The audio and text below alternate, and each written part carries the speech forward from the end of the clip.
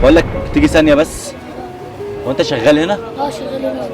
شغال هنا بتعمل ايه؟ في طعميه، بطاطس، بتنجان، بيض، جبنه. ماشي. بقول لك ايه، انا بس محرج بس اقول لك، ولا يهمك استاذ. انا كنت عايز اتسحر بس انا معيش فلوس. اتفضل بتاعي. طب ممكن تقول له؟ وماله؟ ممكن تقول له ما تروح تقول له كده، قول له في واحد عايز يتسحر بس معهوش فلوس.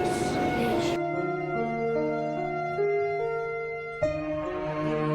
قلت له يا باشا لك سحور استراحة. سحور. هو قال لك ممكن ثانيه بس معلش ثانيه.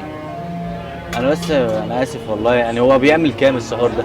لا ممكن فلوس كام والله؟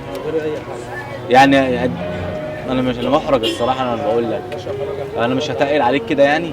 اتفضل يا باشا. ولا حاجة بإذن الله. اتفضل يا باشا. بكام طيب في الطبيعه، علشان لو انا مثلا ما يتوفر معايا فلوس يعني اجيبها لك مش لا على دماغي اللي انت عايزه يا غالي. عادي يعني. والله شوف يا عم انا مش هتسحر هنا اكيد، لو شوف لو هتديني سحور وانا ماشي مفيش مشاكل، وانا لما ربنا يفرجها هجيب لك فلوس. ماشي يا محترم. اعمل لك سندوتشات ولا اكياس؟ شوف اللي انت عايزه انا معاك اهو، عادي اللي انت عايزه، انت هتطلب بقى. اي حاجه. اعمل لك سندوتشات ولا اكياس؟ ماشي سندوتشات.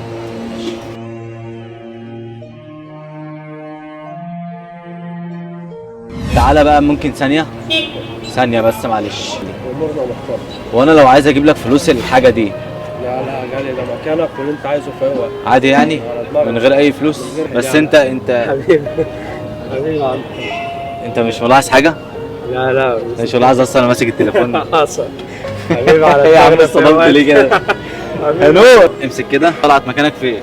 دوران المجزر قصاد شارع عبد السلام، عارف؟ في دوران المجزر قصاد اسواق. اهم حاجه بس اللي احنا صورنا ده نذيعه. خد تعالى نذيع. نزيد. ماشي يا معلم.